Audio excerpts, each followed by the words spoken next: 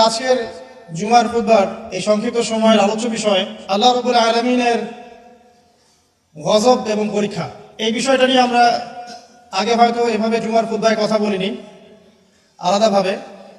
আজকে আমরা চেষ্টা করবো ইনশাআল্লাহ তাআলা অল্প সময়ের মধ্যে পবিত্র কোরআন এবং হাদিস থেকে আল্লাহ রাব্বুল আলামিনের যে আযাব, যে গজব এবং আযাব এবং গজব নাজিল হওয়ার কারণগুলো কি, এগুলো থেকে পরিত্রাণ পাওয়ার উপায় কি,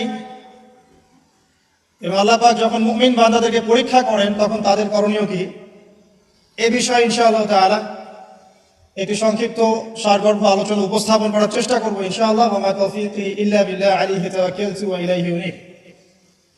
আমাদেরকে শুরুটা করতে হবে ইবলিস থেকে।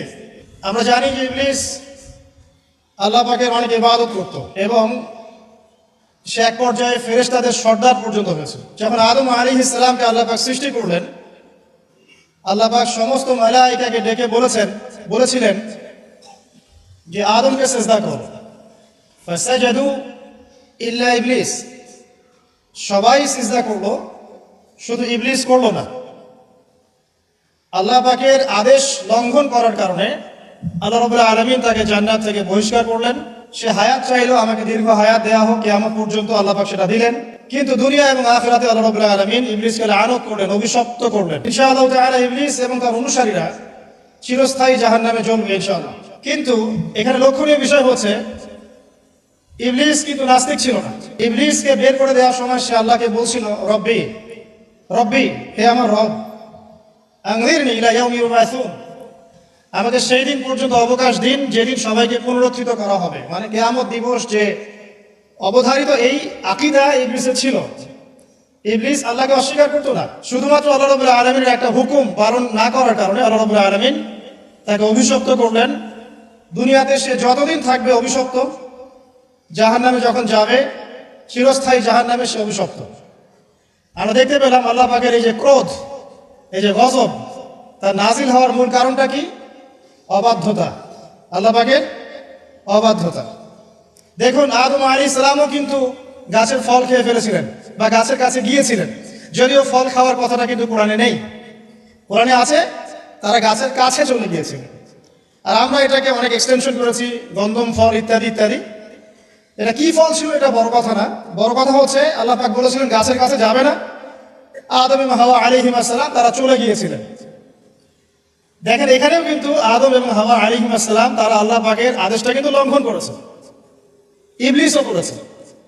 কিন্তু ইবলিস চিরস্থায়ী জাহান্নামে হচ্ছে পক্ষান্তরে আদম আলাইহিস সালাম তওবা করে ফিরে আসছেন। এই তওবা করার কাজটা কিন্তু ইবলিস করে নাই। তাকে যখন জিজ্ঞাসা করা হলো যে তুমি কেন সিজদা করলে না, যাকে আমি আমার দুহাত দিয়ে সৃষ্টি করেছি তাকে কেন সিজদা করলে না, কিসে তোমাকে নিষেধ করলো সিজদা করতে?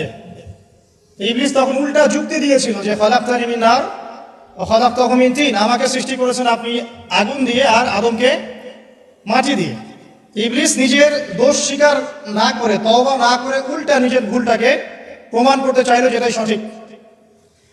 ইবলিস কিন্তু সীমা লঙ্ঘন করার কারণে চিরস্থায়ী জাহান্নামে হচ্ছে না, বরং তার ভুলের উপরে অটল থাকার কারণে হচ্ছে। এবং এটাকে সাবিত করতে চাচ্ছে সে, আপনি রং, আমি রাইট, আমি আগুনের তৈরি, আমি কেন মাটির তৈরি আদমকে সিজদা করব? এই কারণে আবা ওয়াস্তাকবারা, সে উদ্ধত হলো এবং অহংকার প্রদর্শন করলো। এই দুটো কারণে সে মূলত জাহান্নামে যাচ্ছে। পক্ষান্তরে আদম আলাইহিস সালাম তওবা করেছেন, সাথে সাথে ভুল বুঝতে পেরে বলেছেন, রব্বানা যালামনা আনফুসানা ওয়া ইল্লাম তাগফির লানা ওয়া তারহামনা লানাকুনান্না মিনাল খাসিরিন। এই দোয়াটা তিনি পড়েছেন, আল্লাহ পাক তখন তাকে মাফ করে দিয়েছেন। আর এই দোয়াটা শিখিয়েও দিয়েছেন আল্লাহ পাক নিজেই।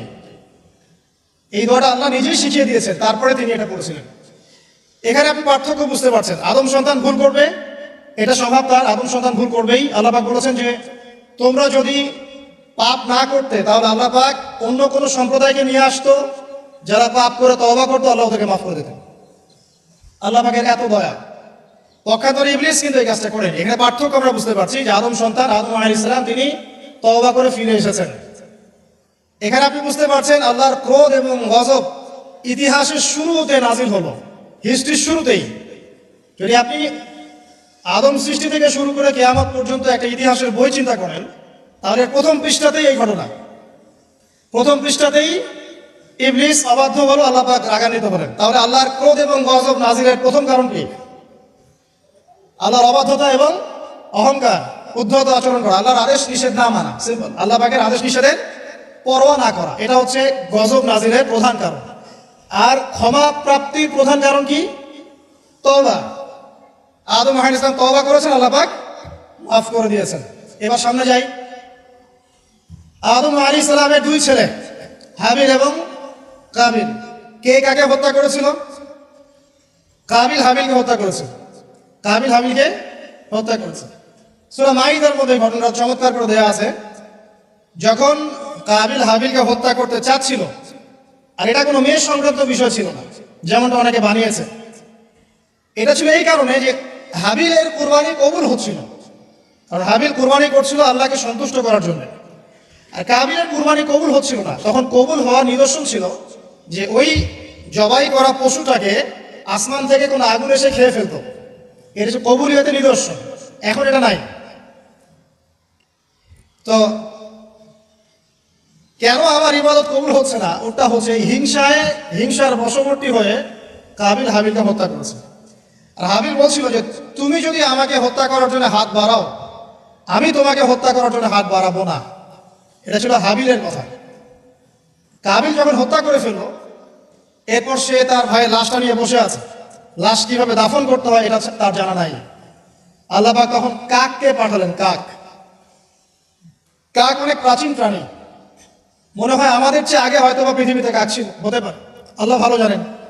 আল্লাহ পাক কাককে তখন পাঠালেন, সে তার ঠোঁট দিয়ে মাটি খুঁড়ে দেখিয়ে দিল কিভাবে মাটি খুঁড়ে দাফন করতে হয়। সুবহানাল্লাহ। শিক্ষা আমাদের চারপাশে আছে। প্রকৃতি থেকে আল্লাহ পাক শিখতে বলেছেন।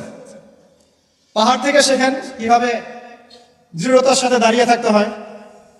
মানুষ সমালোচনা করবে, আঘাত করবে, অত্যাচার করবে, এরকম ঢিল আপনার গায়ে লাগবে, ঢিল ভেঙে চূর্ণ বিচূর্ণ হয়ে যাবে, পাহাড় দাঁড়িয়ে থাকবে। সমুদ্রের কাছ থেকে শেখেন বড় মন, আকাশের কাছ থেকে শেখেন, পাখির কাছ থেকে শেখেন। এগুলো কিন্তু কোরআনেই আছে, আমি বানিয়ে বলছি না। আল্লাহ পাক প্রকৃতি থেকে শিখতে বলেছেন এবং সফর করতে বলেছেন। বাসিরু ফিল আরদ, তোমরা জমিনে সফর করো বেশি বেশি। যুব সমাজকে এখন বলবো যে আপনারা এই ডিভাইসে এডিক্টেড না হয়ে ঘোরেন, দেশটা ঘুরে দেখেন, জেলায় জেলায় ঘোরেন, সফর করেন, ঘোরেন। এতে করে আপনাদের মাইন্ড ফ্রেশ হবে, ডিভাইস এডিকশন কম হবে, আল্লাহ নিদর্শনগুলো দেখবেন, শিখতে পারবেন। আল্লাহ বলেছেন জমিনে ছড়িয়ে পড়ো, বিচরণ করো এবং ভ্রমণ করো, দেখো আল্লাহ পাকের নিদর্শনগুলো দেখো। ফানজুর কাইফা কানা আকিবাতুল মুকাযযিবিন, এবং লক্ষ্য করে দেখো যে আল্লাহর বিধানকে অস্বীকারীদের কি পরিণতি হয়েছে। তো এখানে দেখেন দ্বিতীয় অ্যাক্সিডেন্টটা হচ্ছে কি? খুন। ভাই ভাইকে হত্যা করছে। আর এই হাবিল কাবিলের সুন্নত কিন্তু এখন পর্যন্ত চলমান আছে। দেখবেন ভাই ভাইয়ের শত্রু এখন, ধর্মীয় ক্ষেত্রেও, পলিটিক্যাল ক্ষেত্রেও, গ্লোবাল ক্ষেত্রেও ভাই ভাইয়ের শত্রু। খ্রিস্টান দুইটা কান্ট্রি লড়াই করছে, দেখবেন দুটাই খ্রিস্টান। মুসলিম দুটা কান্ট্রি লড়াই করছে, দুটাই মুসলিম। মুসলিম দুটা পলিটিক্যাল দল লড়াই করছে, দুটাই মুসলিম। মুসলিম দুজন ধর্মীয় আলোচক বা ধর্মীয় আলেম একে অপরের বিরুদ্ধে লেগে আছে, সবাই মুসলিম। হাবিল কাবিলের সুন্নাত। এখানে আমাদেরকে হতে হবে কি? কাবিল হাবিল।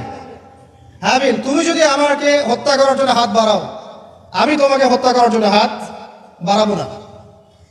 একটা হাদিস বলি আপনাদেরকে। নবী সাল্লাল্লাহু আলাইহি ওয়াসাল্লাম বলেছেন পৃথিবীতে সর্বপ্রথম হত্যাকাণ্ড ঘটিয়েছে কাবিল।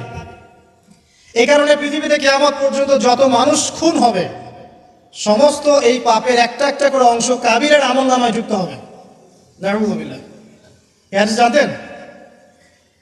নবীর সন্তান কাবিল কিন্তু নবীর সন্তান। তো ভাষা, বংশ, রক্ত এগুলো কিন্তু আল্লাহর কাছে হক এবং বাতিলের মানদণ্ড না, তাকওয়া ছাড়া। যাই হোক, সামনে যাই। এখানে আপনি দেখছেন আল্লাহ পাকের যে গজব কাবিলের উপরে আসলো, কারণটা কি? সীমা লঙ্ঘন করা, হত্যা। তাহলে বুঝলেন যে হত্যাকাণ্ড বাড়লে আল্লাহ পাকের গজব আসবে, যেটা এখন শেষ জামানায় বাড়ছে। নবী করিম সাল্লাল্লাহু আলাইহি ওয়াসাল্লাম বলেছেন শেষ জামানায় যে ব্যক্তি কাউকে হত্যা করবে সে জানবে না আমি কি জন্য হত্যা করছি, আর যাকে হত্যা করা হবে সেও বুঝবে না যে আমাকে কেন হত্যা করবে। এটা কি বুঝতে পারেন? এখন যাকে হত্যা করা হচ্ছে সে জানবে না আমাকে কেন মারা হচ্ছে, আর যে হত্যা করছে সেও আসলে জানে না আমি কি জন্য তাকে মারছি। আর নবী সাল্লাল্লাহু আলাইহি ওয়াসাল্লাম বলেছেন কিয়ামতের অন্যতম বড় সাইন হচ্ছে হারাজ বৃদ্ধি পাবে। হারাজ। সাহাবীরা জিজ্ঞাসা করেন হারাজ কি ইয়া রাসূলুল্লাহ? তিনি বলেন প্রচুর হত্যাকাণ্ড, প্রচুর হত্যাকাণ্ড। এমনও ইনসিডেন্ট ঘটবে যে সোনার পাহাড়কে নিয়ে মারামারি হবে, যুদ্ধ হবে। যে সোনার পাহাড় বের হবে ইউফ্রেটিস নদীর ভিতর থেকে, যেখান থেকে কয়দিন আগে একটা শহর বের হয়েছে আর কি। এই কয়দিন আগে দেখবেন ইরাকের ওই নদীর নিচ থেকে একটা শহর বের হয়েছে, যেটা অনেক 3000 বছর আগের শহর, এখন বের হয়েছে। আল্লাহ ভালো জানেন, এভাবে হয়তো বা সোনার পাহাড়ও বের হবে, আল্লাহু আ'লাম। আল্লাহ ভালো জানেন, আমরা জানি না কবে হবে, আমরা জানি না। নবীজি বলেছেন এই সোনাগুলোকে কেন্দ্র করে প্রায় 80টার মতো দেশ, 80টার মতো ফ্ল্যাগ তারা যুদ্ধে জড়িয়ে পড়বে, এবং প্রতি হাজারে যারা যুদ্ধে জড়াবে তাদের প্রতি হাজারে 999 জন মানুষ মারা যাবে। নবীজি মুসলিমদেরকে বলেছেন মুসলিমরা যেন ওই সোনাতে টাচ না করে, ওটা হাত দিয়ে ছুঁয়েও না দেখে, এখান থেকে যেন দূরে থাকে। যাই হোক, সামনে চলেন। এরপরে নূহ আলাইহিস সালাম, নাম শুনেছেন? 950 বছর তার কওমকে দাওয়াত দিয়েছেন। কত বছর? তার কওমকে এক আল্লাহর ইবাদতে দাওয়াত দিয়েছিল। তার কওমের প্রধান সমস্যা ছিল শিরক। তারা কিছু মূর্তির পূজা করত। তার নামগুলো আল্লাহ পাক সূরা নূহে বলেছেন, সূরা নূহের শেষের পৃষ্ঠার মধ্যে আছে। নূহ আলাইহিস সালামের কওমকে যখন দাওয়াত দেওয়া হচ্ছে, তারা বলতো যে লা তাযারুন্না আলিহাতাকুম ওয়া লা তাযারুন্না ওয়াদ্দা ওয়া লা সুআ ওয়া লা ইয়াগুসা ওয়া ইয়াউকা ওয়া নাসরা। তোমরা তোমাদের উপাস্যদেরকে ছেড়ে দিও না। তোমরা আদ, ইয়াগুস, ইয়াউক, নাসর এই উপাসকদেরকে ছেড়ে দিও না, এই মূর্তিদেরকে ছেড়ে দিও না। মানে তারা স্ট্যাচু ওয়ার্শিপ করতো আর কি, নূহ আলাইহিস সালামের কওম। এছাড়া আরো কিছু পাপ ছিল, কিন্তু মূল পাপ ছিল তাদের শিরক, আল্লাহর সাথে শিরক করা। আল্লাহ পাক এই কওমটাকে ধ্বংস করেছেন মহাপ্লাবন দিয়ে। এমন প্লাবন যা ইতিহাসে কখনো হয়নি, এমন বন্যা যা ইতিহাসে কখনো হয়নি। প্রায় পুরো পৃথিবীর প্রায় বেশিরভাগ অংশ ওই বন্যায় ডুবে গিয়েছিল। এবং এই পানির উচ্চতা সম্পর্কে কোরআনে এসেছে, সূরা হুদের মধ্যে আছে যে পাহাড়ের চূড়া পর্যন্ত পানি ছিল। পাহাড়ের চূড়া পর্যন্ত পানি ছিল। এবং একটা পাহাড়ের উপরে নূহ আলাইহিস সালামের ছেলে বসে গিয়েছিল। বাবা ডাকছে আসো আমার সাথে, আল্লাহর গজব থেকে আজকে কেউ বাঁচাতে পারবে না। সে বলছে যে আমি পাহাড়ে উঠে যাব, ইনশাআল্লাহ পাহাড়ে উঠে যাব, আমি বেঁচে যাবো। ইনশাআল্লাহ বলেনি, সরি, পাহাড়ে উঠে যাব, আমি বেঁচে যাব। তখন নূহ আলাইহিস সালাম বললেন যে আজকে আল্লাহর গজব থেকে কেউ বাঁচাতে পারবে না। এরপর একটা বড় ঢেউ আসলো, এসে বাবা এবং ছেলের মাঝখানে পার্থক্য করে দিল। নূহ আলাইহিস সালাম বলেছিলেন আল্লাহ, সে আমার আহল, আমার পরিবারের একজন, তাকে মাফ করে দাও। আল্লাহ পাক বলেছেন লাইসা মিন আহলিক, সে তোমার পরিবারের কেউ না। এখানেও দেখেন নবীর সন্তান ঈমান না আনার কারণে কুফরির হালতে মৃত্যুবরণ করল এবং আল্লাহ পাকের মহাপ্লাবনে গজবে ধ্বংস হল। এখানে একটা গজব পেলেন, বিশাল বন্যা, জলোচ্ছ্বাস। তাহলে এর কারণ কি? নূহ আলাইহিস সালামের পুরো কওম, মাত্র 40টা বা 80টা পরিবার বাদ দিয়ে বাকি সবাই ডুবে গেছে। আমরা যারা এখন পৃথিবীতে বেঁচে আছি, ভোক্সে হিন্দু বা মুসলিম বা খ্রিস্টান বা বৌদ্ধ, হুয়েভার হি ইজ বা জিউস, আমরা সবাই ওই 80টা পরিবারেরই সদস্য। আমাদের বাপদাদারা ওইখানে গিয়ে মিলবে, কারণ তার আগে কোনো মানুষ এখন পৃথিবীতে বেঁচে নাই। আমরা যারা বেঁচে আছি কোনো না কোনোভাবে আমরা ভাই, জানেন, কোনো না কোনোভাবে আমরা আত্মীয়, আমরা সবাই আত্মীয়। তো ওই 80টা পরিবারই এখন পৃথিবীতে বেঁচে আছে, এখানকার বংশধর নাই। এখানে আমার প্রশ্ন যে বলেন নূহ আলাইহিস সালামের কওমকে কোন পাপের কারণে ধ্বংস করে দেওয়া হয়েছে? আমরা বলবো যে বাংলাদেশের জনগণকে আমরা বলবো যে শিরক ছেড়ে দেন, কবর পূজা ছেড়ে দেন, মাজার পূজা ছেড়ে দেন। শিরকের যত ক্যাটাগরিজ আছে এগুলো থেকে তওবা করে ফিরে আসেন, অন্যথায় আল্লাহ পাকের গজব কেউ ঠেকাতে পারবে না। শিরক থেকে বেঁচে না আসলে, বেঁচে না থাকলে আল্লাহর গজব ঠেকানোর কেউ নাই। আল্লাহ পাক শিরকের পাপটা মাফ করেন না। অন্য যে কোনো পাপ আল্লাহ পাক যাকে ইচ্ছা মাফ করতে পারেন, তবে তওবা করে মারা গেলে আল্লাহ মাফ করতে পারেন। তওবা না করে মারা গেলে ক্ষমা না পাওয়ার সুযোগই বেশি। তো যেখানে যেখানে দেখবেন এখনো এই শতাব্দীতেও, এই সালগুলোতেও বন্যা, দুর্যোগ, ভূমিকম্প, জলোচ্ছ্বাস ইত্যাদি হচ্ছে, দেখবেন ওই কওমগুলো কোনো না কোনোভাবে শিরকের পাপের সাথে সংযুক্ত আছে। কোনো না কোনোভাবে তারা শিরকের পাপের সাথে সংযুক্ত আছে।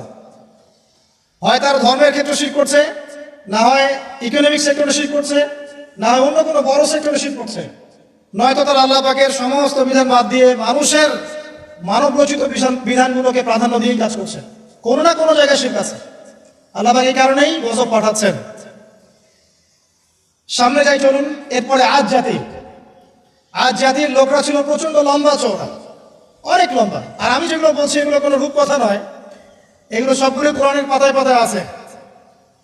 সূরা বাকারা পড়েন, সূরা হুদ পড়েন, সূরা নূহ পড়েন, বনী ইসরাঈল সূরাটা পড়েন, সূরা শুআরা পড়েন, এগুলোর মধ্যে এই ঘটনাগুলো পাবেন। একটা ছোট্ট সূরা আছে সূরা কমর, সূরা রহমানের ঠিক ইমিডিয়েট সূরাটা। এই সূরাটা যদি বাসায় গিয়ে পড়েন দেখবেন এখানে এই সব জাতিগুলোর বর্ণনা দেওয়া আছে খুব সংক্ষিপ্ত আকারে। আজ জাতির লোকেরা অনেক লম্বা চওড়া ছিল, প্রচন্ড শক্তিশালী। তো তারা ইয়েমেন, হাদারামাউত এই জায়গায় বসবাস করত, পাহাড় কেটে বাড়ি নির্মাণ করত। তাদের কাছে আল্লাহ পাক হুদ আলাইহিস সালামকে পাঠালেন। তাদেরও প্রধান পাপ ছিল শিরক। দ্বিতীয়ত আরো কিছু পাপ ছিল। এক নম্বর, অহেতুক বিনা কারণেই তারা অনেক উঁচু উঁচু সৌধ নির্মাণ করত। এটা কোরআনে আছে। অহেতুক বিনা কারণে, দুনিয়ার চাকচিক্যের কারণে উঁচু উঁচু অট্টালিকা এবং সৌধ নির্মাণ করত, যেগুলো অপচয় ছিল, অপচয়। এবং তারা মানুষকে প্রচন্ড প্রহার করত। ওয়াইদা বাতাসতুম জাব্বারিন, আল্লাহ পাক কোরআনে বলেছেন, যখন তোমরা কাউকে মারো প্রচন্ড রকম কঠিন মারো। এই মায়ের সিস্টেম এখনো আছে সব জায়গাতেই। মানুষকে প্রচন্ড নির্মমভাবে তারা মারত এবং উঁচু উঁচু সৌধ নির্মাণ করতো, শিরক করত। এবং একটা কথা বলতো, যখন হুদ আলাইহিস সালাম দাওয়াত দিত তখন একটা কথা বলতো, মান আশাদ্দু মিন্না কুওয়া, এই কথাটা। ফেরাউন যেমন বলতো আনা রাব্বুকুমুল আ'লা, এরকম আজ জাতি বলতো মান আশাদ্দু মিন্না কুওয়া, আমাদের চেয়ে শক্তিশালী আর কে আছে? আমাদের চেয়ে শক্তিশালী আর কে আছে? এখনকার বিশ্বে এমন কথা মানুষ বলে না, আমাদের চেয়ে বড় শক্তি আর কে আছে? আমরা সুপার পাওয়ার। এরাও বলতো মান আশাদ্দু মিন্না কুওয়া। আল্লাহ পাক বলছে আওয়ালাম ইয়ালামু আন্নাল্লাহা হুয়া খালাকাকুম হুয়া আশাদ্দু মিনহুম কুওয়া। তারা কি জানে না যে আল্লাহ তাদেরকে সৃষ্টি করেছে, সেই আল্লাহ ওদের চেয়ে শক্তিশালী। আল্লাহ পাক এই কওমটাকে ধ্বংস করলেন কিভাবে? 7 দিন কন্টিনিউয়াসলি, 7 দিন প্রচন্ড টর্নেডো, এই যে আমরা যেটা বলি ঝড়, ঘূর্ণিঝড়, টর্নেডো, এবং বজ্রপাত এবং প্রচন্ড টর্নেডো, ঘূর্ণিঝড়, এগুলো দিয়ে 7 দিনের মধ্যে এই কওমের প্রত্যেকটা মানুষকে আল্লাহ পাক এমনভাবে ধ্বংস করলেন, খেজুর গাছের ডাল যেমন পড়ে থাকে মাটিতে, এইভাবে তারা মাটিতে পড়েছিল। এখানে বলেন আল্লাহ পাকের আযাব আর গজব নাজিলের মূল কারণটা কি ছিল তাহলে? শিরক, অপচয়, অহংকার আর মানুষকে মারা। আল্লাহ পাক সহ্য করে না, জানেন? মানুষের চেহারায় মারতে নাই। দেখবেন আমাদের কারোর সাথে গন্ডগোল হলে আগে চেহারায় খুশি, তাই না? এই চেহারায় মারা নিষেধ। একটা হাদিসের মধ্যে আছে যে চেহারাটা আল্লাহ পাকের, এটা তো আসলে মারেফত, আমরা এটাকে এভাবে ব্যাখ্যা করতে পারবো না, কিন্তু চেহারা আল্লাহ পাক তার নিজস্ব মানে হাত দিয়ে, আল্লাহ পাকের নিজস্ব কুদরতি হাত দিয়ে আল্লাহ পাক সৃষ্টি করেছেন মানুষের চেহারায় মারতে আল্লাহ পাক নিষেধ করেছেন।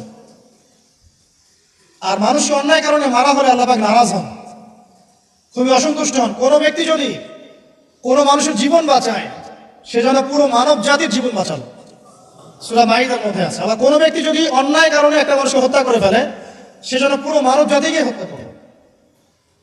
আজকে বিশ্বের বুকে সবচেয়ে সস্তা রক্ত কাদের? অথচ একজন মুসলিম যে ব্যক্তি লা ইলাহা ইল্লাল্লাহ পড়ে, এই ব্যক্তি যতদিন পর্যন্ত জীবিত আছে আল্লাহ পাক কিয়ামত দিবেন ইনশাআল্লাহ। একজন ব্যক্তি পৃথিবীতে যতদিন থাকবে যে লা ইলাহা ইল্লাল্লাহ কালিমা পড়ছে, আল্লাহ আল্লাহ বলছে, ততদিন পর্যন্ত আল্লাহ পাক কিয়ামত দিবেন ইনশাআল্লাহ। একজন মুসলিমের সম্মান দেখেন তাহলে। সেই মুসলিমদের রক্ত এখন সস্তা, চাইলেই যে কেউ মারতে পারে। ফান্তাজিরু, আল্লাহ পাক বলেছেন তোমরা অপেক্ষা করো। ওয়া ইন্না মাআকুম মিনাল মুনতাজিরিন, আমরাও তোমাদের সাথে অপেক্ষা করছি। আল্লাহ পাক কোরআনে এটা বলেছে।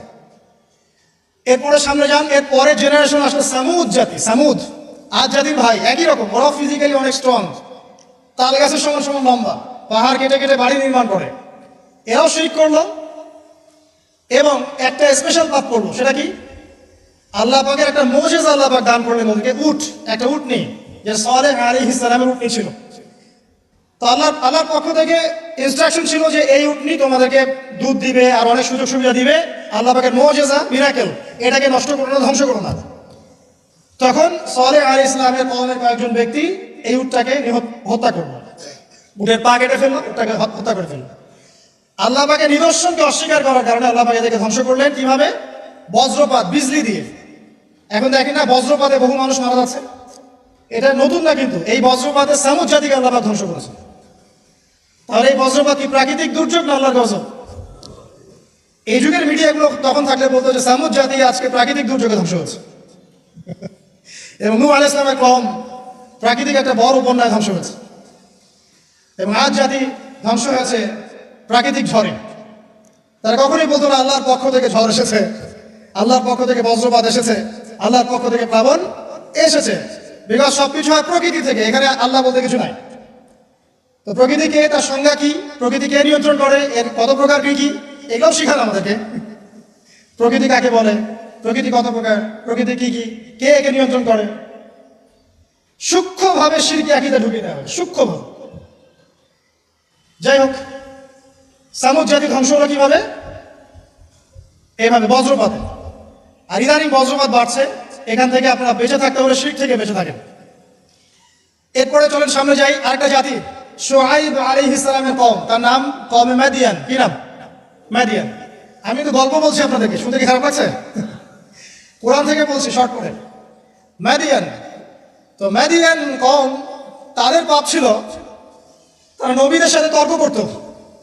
যখন শুআইব আলাইহিস সালাম সুন্দর করে নসিহত করতেন, এবং শুআইব আলাইহিস সালাম সুন্দর করে কথা বলতে পারতেন, তাকে আল্লাহ পাক বাচন ভঙ্গি দিয়েছিলেন, অত্যন্ত চমৎকার করে কথা বলতেন, সাজিয়ে গুছিয়ে যুক্তি দিয়ে। তো শুআইব আলাইহিস সালামের সাথে তারা খুব তর্ক করতো, এক নাম্বার। দুই নাম্বার, শিরক করতো তারা, এবং আর দুইটা বড় পাপ ছিল। এক, তারা মাপে কম দিত। কি করতো?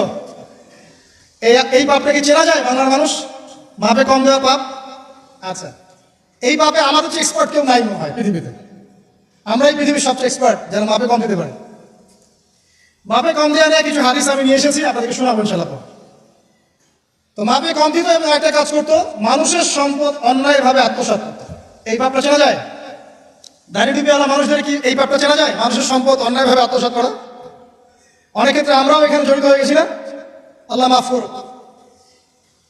তো মানুষের সম্পদ অন্যায়ভাবে তারা আত্মসাৎ করত। এই আয়াতে 8 বার কোরআনে আছে যে তারা মানুষের সম্পদ অন্যায়ভাবে আত্মসাৎ করত। আল্লাহ পাক এই কওমটাকে ধ্বংস করলেন কিভাবে? সবাইকে একটা জায়গায় সমবেত করলেন। প্রথমে বৃষ্টি হচ্ছে না, খুব খরা, বৃষ্টি হয় না হয় না হয় না, খরা। এরপরে হঠাৎ আকাশে মেঘ দেখা গেল, সুন্দর মেঘ, মনে হচ্ছে শীতল বাতাস প্রবাহিত হচ্ছে, বৃষ্টি হবে। সবাই একটা মাঠে সমবেত হলো। হওয়ার পরে আল্লাহ পাক এক মুহূর্তের মধ্যে ভূমিকম্প দিয়ে দেখে ধ্বংস করলেন। মনে রাখবেন, পৃথিবীতে সর্বপ্রথম যে কওমকে আল্লাহ পাক ভূমিকম্প দিয়ে ধ্বংস করেছেন তার নাম এই শুআইব আলাইহিস সালামের কওম, কওমে মাদিয়ান। কি নাম? কওমে মাদিয়ান। অতএব আপনারাও মাপে কম দিতে থাকেন, আর মানুষের সম্পদ অন্যায়ভাবে আত্মসাৎ করতে থাকেন, আর ভূমিকম্পের অপেক্ষা করতে থাকেন। যদি ভূমিকম্প নাজিল হয় আল্লাহর পক্ষ থেকে, তাহলে মনে রাখবেন এর পিছনে দুইটা পাপ দায়ী মূলত। এক, পাপে কম দেওয়া, আর দুই, মানুষের সম্পদ অন্যায়ভাবে আত্মসাৎ করা। এরপর সামনে যান, লুত, কওমে লুত, লুত আলাইহিস সালামের কওম।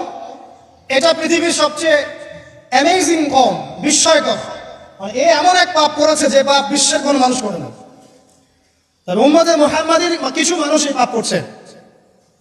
আবার বলছি, লূত আলাইহিস সালাম এর কওম এমন পাপ করেছিল যেই পাপ এই বিশ্বে, মহাবিশ্বে কেউ কখনো করে নাই। কিন্তু উম্মতে মুহাম্মাদীর কিছু মানুষ এই পাপ করছে এবং করবে, এটা আমাদের নবীজি ভবিষ্যৎবাণী করে গেছে। সেটা হলো শিরকের সাথে সমকামিতা। সমকামিতা কি বোঝেন? ছেলে ছেলের সাথে যৌন সম্পর্ক স্থাপন করছে, নাউযুবিল্লাহ, এবং মেয়ে মেয়ের সাথে যৌন সম্পর্ক স্থাপন করছে, নাউযুবিল্লাহ। ইদানিং ছেলে ছেলে ব্যাপারটা কমছে, মেয়ে মেয়েটা বাড়ছে। দেখবেন মেয়ে মেয়ে এখন যৌন সম্পর্ক স্থাপন করছে। কিভাবে আমরা জানি না, এটা বুঝেও আসে না যে কিভাবে এটা পসিবল। আল্লাহ রাব্বুল আলামিন এদেরকে ধ্বংস করলেন এমন ভাবে, এটা অ্যামেজিং। আল্লাহ পাক দুজন ফেরেশতাকে পাঠালেন, একজনের নাম জিবরাইল আর একজন মিকাইল।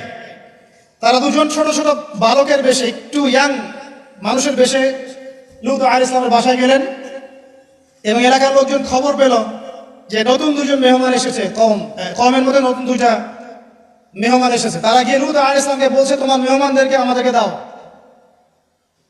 লূত আলাইহিস সালাম বলছেন আমার মেয়েরা আছে, চাইলে আমার মেয়েদেরকে বিয়ে করে নাও। দেখেন একজন নবী কত দরদি হলে এই কথাটা বলতে পারেন উম্মার জন্য, যে তোমরা এই পাপ কাজ ছেড়ে দাও, আমার মেয়েরা পড়ে আছে, চাইলে আমার মেয়েদেরকে বিয়ে করে নাও। আর এই কম বলছে যে তুমি খুব ভালো করেই জানো লূত আমরা কি চাচ্ছি। কথা কি বুঝতে পারছেন? তখন তিনি বলছেন আলাইসা মিনকুম রাজুলুন রশীদ, সূরা হুদ পড়ে দেখেন, তোমাদের মধ্যে কি একটাও ভালো মানুষ বাকি নাই? তখন এরা বলছে তুমি লূত নিজেকে খুব পবিত্র মনে করো, লূত আলাইহিস সালাম সমকামিতায় বিশ্বাসী না, তার পরিবার বিশ্বাসী না, এই কারণে তার পরিবারকে ক্রিটিসাইজ করা হচ্ছে, তুমি কি খুব বেশি পবিত্র মনে করছো আমাদের চাইতে? তাহলে এই কম থেকে তোমরা বের হয়ে যাও, সমকামী কম, এরকম জবাব দিল। তো আল্লাহ পাক কি করলেন, ওই দুই ফেরেশতা জিবরাইল এবং মিকাইল আলাইহিস সালাম, তাদের পাখা ছিল, ফেরেশতাদের পাখা থাকে, আর জিবরাইল আলাইহিস সালামের প্রায় 600টা পাখা আছে। কয়টা? 600 পাখা। তো এই দুটো পাখা দিয়ে তিনি ওই কওমে লূতকে উঠালেন, মাটির থেকে এভাবে তুলে আসমানে উঠালেন। আসমানে ওঠানোর পরে আল্লাহ পাক উপর থেকে পাথরের বৃষ্টি বর্ষণ করলেন, রজম পাথরের বৃষ্টি বর্ষণ করলেন। এবার এটাকে উল্টে তিনি এভাবে দাফন করে দিলেন। এটা এখন জর্ডানের ডেড সি, মৃত সাগর, এখানে এই কমটা ছিল। জর্ডান ডেড সি, মৃত সাগর, এখানে এই কমটা ছিল। এখানে দেখেন আল্লাহ পাকের আযাব আর গজব নাযিলের মূল কারণটা কি হলো? শিরক, সীমালঙ্ঘন এবং সমকামিতা, যেটা এখন আমরা মানে ব্যক্তি স্বাধীনতা মনে করি। আবার সমকামিতা এখন ব্যক্তি স্বাধীনতা, বাক স্বাধীনতা। একজন মানুষ চাইলেই একটা মেয়ের সাথে সম্পর্ক করতেই পারে, একটা ছেলে চাইলেই সম্পর্ক করতেই পারে। এবং বিশ্বের কিছু কান্ট্রি, যাদেরকে আমরা উন্নয়নশীল কান্ট্রি বলি বা একদম রুলিং স্টেট মনে করি আর কি, যাদের কথায় বিশ্বের অনেক স্টেট ওঠে আর বসে, এইসব কান্ট্রির মধ্যে এটা জায়েজ, লিগালি জায়েজ, আইনত জায়েজ, করতেই পারে। বাধা দিলে আপনার সমস্যা, ওটা আইনে লজ আছে যেটা করা যাবে, আপনি বাধা দিচ্ছেন কেন? তারা ম্যাগাজিন বের করে, তারা আন্দোলন করে, রেইনবো ফ্ল্যাগ আছে ওদের 7 রঙের, এটা দিয়ে পতাকা দিয়ে মিছিল করে। তার মানে আল্লাহ পাকের গজব আসা কি বাকি আছে এখনো? আসে নাই, আবার বলেন আলহামদুলিল্লাহ। আসে নাই এখন, বলেন আলহামদুলিল্লাহ। মনে করেছেন এদের সংখ্যা বাংলাদেশে নাই? দৃষ্টান্তমূলক শাস্তি না হলে এদের সংখ্যা তো বাড়বেই, দিন দিন এদের সংখ্যা বাড়ছে। আরেকটা কথা বলে রাখি, তোমরা যারা মিউজিক্যাল ইনস্ট্রুমেন্ট, তারপরে এই যে সিনেমা, সিরিয়ালস, সাংস্কৃতিক অনেক কর্মকাণ্ড, এইসব জগতের সাথে যারা সম্পৃক্ত আছো তোমরা, এই জগতের ভিতরে এই সমকামিতার প্রবণতা কিন্তু অনেক বেশি। বলবেন যে ভাই আপনি জানেন কেমন করে? আমি জানি বলেই তো এই জায়গায় দাঁড়ায় আছে, এই জায়গায় দাঁড়িয়ে আপনাকে শোনাচ্ছি। আপনি জানেন আল্লাহ পাক আপনাকে এখানে দাঁড় করাবেন ইনশাআল্লাহ। খুব সতর্ক থাকবেন, এবং দিন দিন এটা বাড়ছে। আরে বাড়ার পিছনে একটা কারণ বলে দিই আমি, এই কারণটা যদি বন্ধ করা যায় ইনশাআল্লাহ এটা বন্ধ হয়ে যাবে। নৈতিকতার সাথে এই কারণটা যদি বাস্তবায়ন করা যায় ইনশাআল্লাহ বন্ধ হবে। সেটা হলো পর্নোগ্রাফি বন্ধ করে ফেলতে পারলেই ইনশাআল্লাহ তাআলা দেখবেন যে এই মহামারীগুলো কমে যাবে। একটা বিষয় মানুষ জানে না, সেটা করবে কিভাবে? আর যখন জানানো হচ্ছে যে এটা আসলে করা যায়, এটাও এমন, তখন তো মানুষ জানবে এটাও আছে, এটাও তাহলে করা যায়। যাই হোক, যারা বুদ্ধিমান তাদের জন্য ইশারা যথেষ্ট। পর্নোগ্রাফি যদি বন্ধ করতে পারি আমরা ব্যক্তিগতভাবে, অ্যাসোসিয়েশন ওয়াইজ, রাষ্ট্রীয়ভাবে, এবং এটা করাটা উচিত, এটা করা খুবই উচিত। যুব সমাজকে যদি বাঁচাতে চাই এবং আমরা যদি বাঁচতে চাই, কোনো সন্দেহ নাই এটা বন্ধ করতে হবে। এবং ভিতরে ভিতরে এই বিষয়টা আমাদের সমাজের মানুষদেরকে ভিতর থেকে পশু বানিয়ে তুলছে আর কি। এটা আমরা বুঝতে পারছি না। এর ফলে ধর্ষণ বাড়ছে, জেনা বাড়ছে, এবং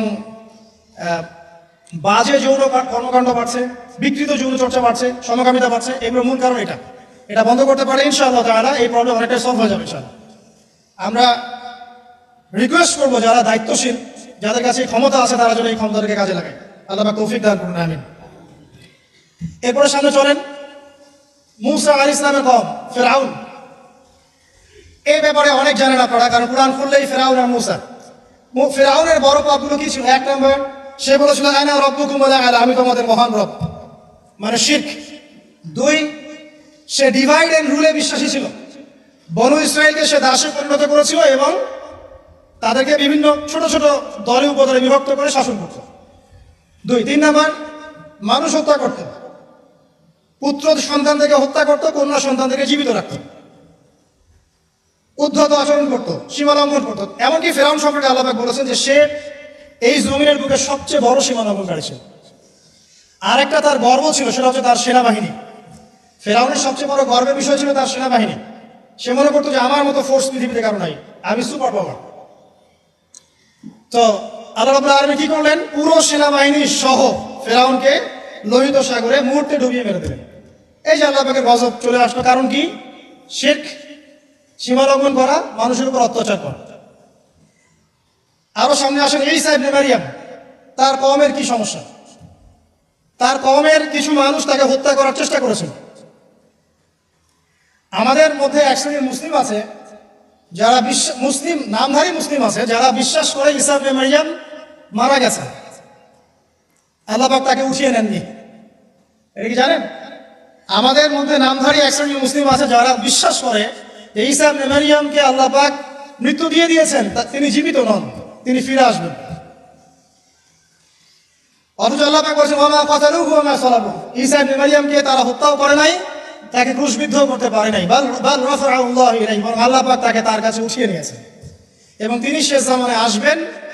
ইনশাআল্লাহ তিনি জেরুজালেম থেকে সারা বিশ্ব শাসন করবেন এবং শেষ জামানায় তিনি না আসা পর্যন্ত কিয়ামত হচ্ছে না। তো এবার আসেন, এই উম্মতকে আল্লাহ পাক কি গজব দিলেন? এই গজবটা আপনি পাবেন সূরা মাইদার মধ্যে। আল্লাহ পাক এই উম্মতের মধ্যে এমন একটা গজব দিয়েছেন যে এই উম্মতের ঈসা ইবনে মারিয়ামের উম্মত যারা নাসারা, তাদের মধ্যে আল্লাহ পাক শত্রুতার বীজ বপন করে দিয়েছে। এরা এক দল আরেক দলের সাথে কিয়ামত পর্যন্ত লড়াই করতে থাকবে। এই কথাটা জানতেন? কিয়ামত পর্যন্ত ঈসা ইবনে মারিয়ামের কওম নাসারা যারা আছে, এখনকার পশ্চিমা সভ্যতা, এরা একে অপরের বিরুদ্ধে লড়াই করতেই থাকবে। প্রথম বিশ্বযুদ্ধের ইতিহাস দেখেন, ওরাই লড়াই করছে। সেকেন্ড ওয়ার্ল্ড ওয়ার ইতিহাস দেখেন, ওরাই লড়াই করছে। এখনকার দেখেন রাশিয়া ইউক্রেন, ওরাই লড়াই করছে। ওরা কিয়ামত পর্যন্ত একে অপরের সাথে লড়াই করতে থাকবে। আল্লাহ পাক তাদের একে অপরের বিরুদ্ধে এই যে লড়াই, শত্রুতার বীজটা আল্লাহ পাক বপন করে দিয়েছেন। সূরা মাইদা পড়লে আপনি দেখবেন আল্লাহ পাক বলছেন যে যখন তারা যুদ্ধের আগুন নিভিয়ে ফেলতে চাইবে, আমি সেটা আবার জ্বালিয়ে দিব। সুবহানাল্লাহ। কারণ ওদের হাতেই এই জামানায় বেশিরভাগ মানুষ মুসলিমের রক্ত ঝরছে। আল্লাহ পাকের আযাব এটা। আর এই আযাব আল্লাহর পক্ষ থেকে এসেছে। তো এভাবে আপনি যদি হিস্ট্রি ঘাটেন, দেখবেন প্রত্যেক যুগে যুগে আল্লাহ রাব্বুল আলামিন নির্দিষ্ট কিছু পাপের জন্য আল্লাহর পক্ষ থেকে শাস্তি, আযাব এবং গজব পাঠিয়েছেন। একটা কওমকে ধ্বংস করেছেন, আবার একটা কওমকে নিয়ে এসেছেন, তাকে সুযোগ দিয়েছেন, সে যখন আবার সীমা লঙ্ঘন করেছে তাকে ধ্বংস করেছেন, আবার নতুন কওম নিয়ে এসেছেন। এই সিলসিলা চলতেই আছে। সর্বশেষ নবী মুহাম্মদ রাসূলুল্লাহ সাল্লাল্লাহু আলাইহি ওয়াসাল্লাম, এখন বলেন তার কওম পুরোপুরি ধ্বংস হয়নি কেন? আমাদের এই কওম পুরোপুরি একবারে ধ্বংস হয়ে যায়নি কেন? আদ, সামুদ, নূহের মতো। উত্তর, নবী করিম সাল্লাল্লাহু আলাইহি ওয়াসাল্লামের দোয়া। নবী করিম সাল্লাল্লাহু আলাইহি ওয়াসাল্লাম দোয়া করেছিলেন আল্লাহর কাছে, আল্লাহ আমার কওমকে একবারে ধ্বংস করে দিও না। আল্লাহ পাক কবুল করেছেন। একটা দোয়া আছে সুপারিশ, শাফাআত, যে এই উম্মতের কোনো ব্যক্তি যদি শিরকের পাপ না থাকে, সে ইনশাআল্লাহ তাআলা পরকালে নবী সাল্লাল্লাহু আলাইহি ওয়াসাল্লামের সুপারিশ পাবে এবং এই সুপারিশে সে জাহান্নাম থেকে বের হয়েও জান্নাতে চলে যাবে ইনশাআল্লাহ।